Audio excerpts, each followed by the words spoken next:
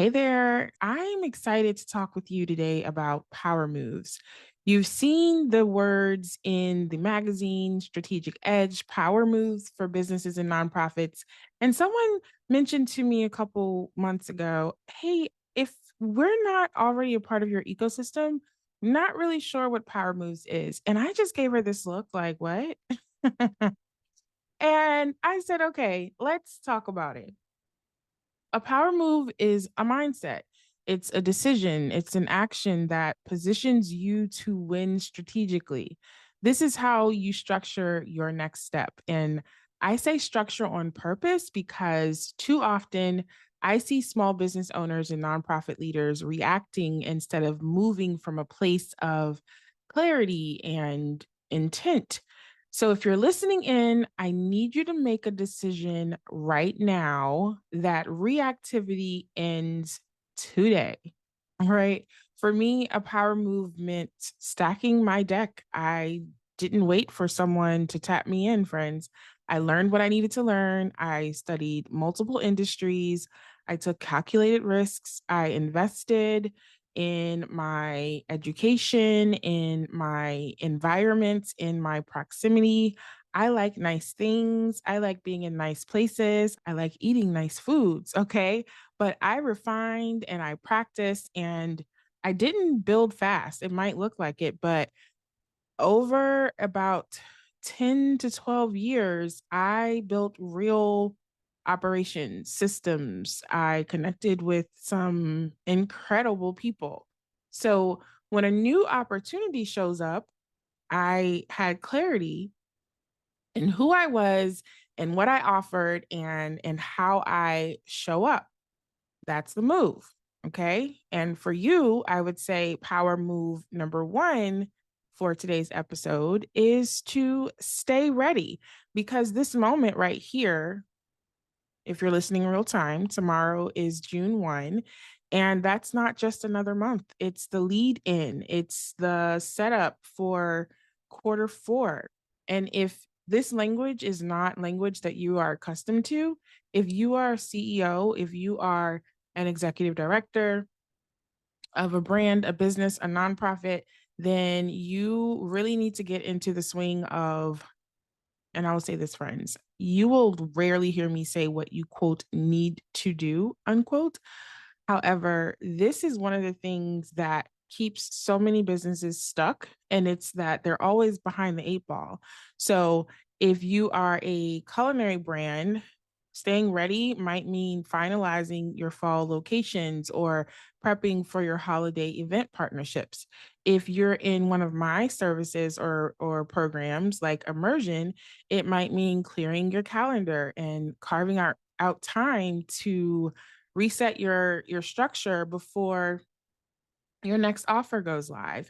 If you're leading a nonprofit, staying ready means that you have your end of year giving campaign ready to go in July and you're not in crisis mode come September and are trying to rush and get things done for the holidays, the Thanksgiving holiday, and even the Christmas holidays. So, staying ready means building things ahead of demand. I like to create demand. It means making space before the pressure hits. It means getting clear now so that when the door opens, you're not caught holding too much too soon and you're able to walk through it, right? And that's clarity. It's a power move. So, power, I think, gets misunderstood quite often. I've watched clients sometimes overlook decisions that matter most to them because they were too busy measuring themselves against other people's pace. You know, some people think that power is arrogant. Some people think that it's about stepping over people and being cutthroat. And I would say that that isn't power, that's performative. And we'll talk more on another episode about how cultural mindsets and behaviors in certain industries lean more towards being cutthroat or being, I would say, crab in a barrel mentality. I know we've all seen it. We've seen it in workspaces, we've seen it in business, and healthy competition is great. It's a great thing. But if you have a mindset that you're comparing yourself to the big guys or to the people over there who are getting this, that, and the other, that is not a place of power, my friend. That is not a power move. It is not a power move to see your friends, your business besties, or just other people in the similar industries as you winning and growing and doing well and not wanting to celebrate them.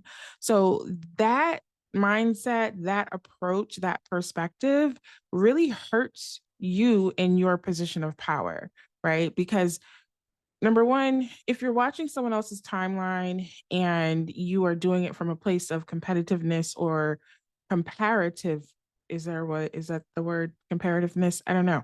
But it's easy to miss what's already clearly in front of you, right?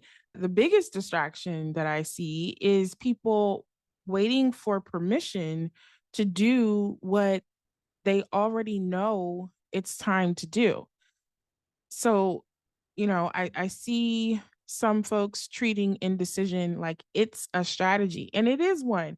It's one to keep you behind. It's one to keep you behind the eight ball and behind the the win that you are desiring. Now, when I was a professor at the college, my students would say all the time, "Oh my gosh, Miss Ford, I feel behind." Or someone would come and they'd say, "I feel like I'm behind." And I would usually say to them, "Behind what? What exactly are you behind? Are you behind a building? Are you behind a car? Or are you behind the driver's seat?" Now, this situation is a little different because if you're in this mindset of comparison, you are behind, but you're behind yourself. It was the same for my student. It's the indecision positions you to be in a mindset of lagging and of dragging and of feeling like you are behind because you really are. You're behind not making a decision. Okay. Especially when it comes to sales, when it comes to money, when it comes to negotiations, because, well, I would say delays aren't always discernible. Sometimes delays are simply fear dressed up like wisdom. And no template or tactic can substitute for belief in what you've already built.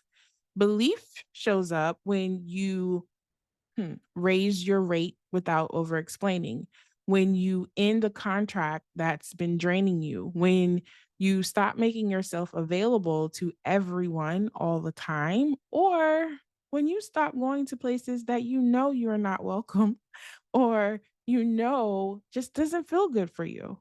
Okay. So sometimes the strongest move is making the change quietly and not needing to narrate it because you're too focused on execution to explain. And by that, I mean making the decision. One of my clients recently shifted their entire quarter with one move. And I won't go into all the details, but it was just by doing the thing they had been avoiding for months.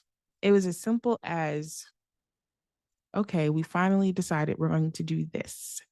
And it wasn't because I gave them a new tool. It wasn't because I had some epiphany one morning. It was simply because they made the call. They didn't need to talk about it. They simply needed to do it. And that, my friend, is what changes things. So I would say power move number two is to make a decision. I've seen people get stuck waiting for the perfect moment or looking for confirmation before they move, before they make a decision, waiting for the perfect timing, waiting for someone to validate their decision. And this hesitation is actually fear. Fear is not a move. Fear is a delay. And the longer you wait, the harder it gets to create the outcome that you actually want. I've seen again and again is the people who shift things long term are the ones who keep promises to themselves.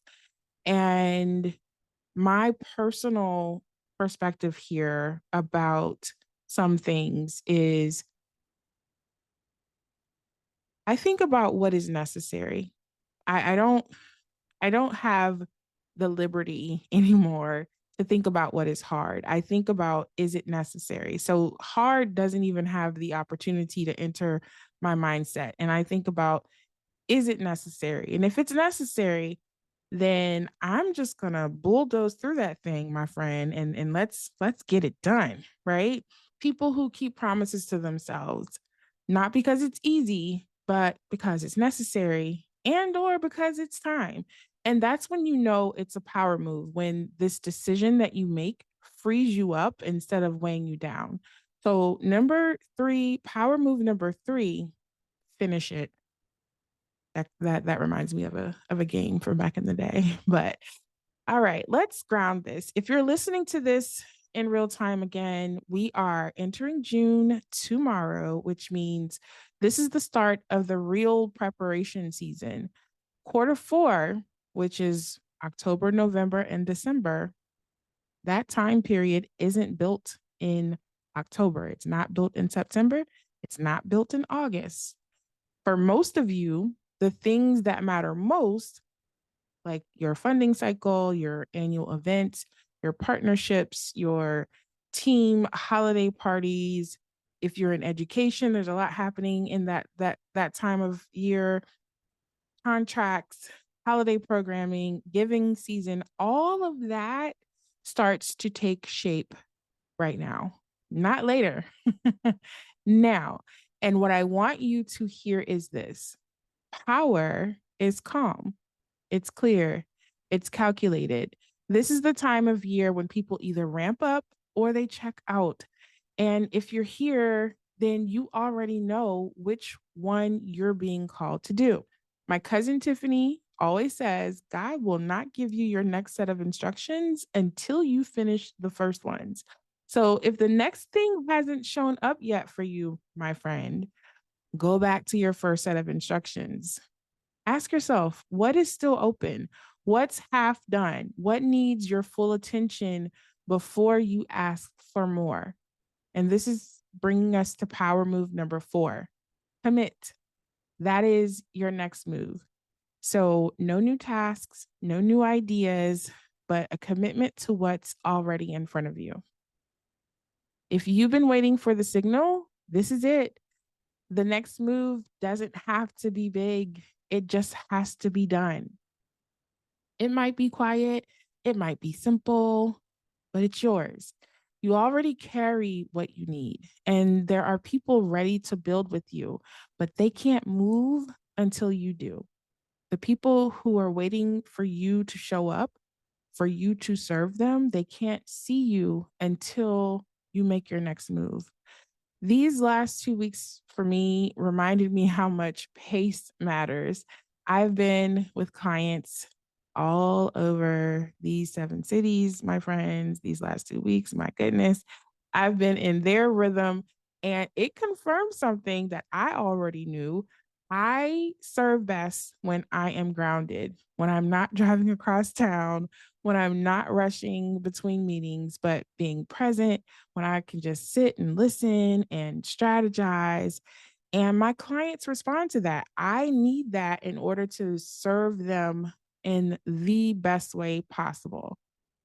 My immersion client this week felt that immediately. She showed up, she felt safe, she got clear, and in just one session, and we went over in our session, but in that one session, something powerful shifted for her because I was able to have this space to hold for her and to really listen in and lean into what she was saying and what she needed.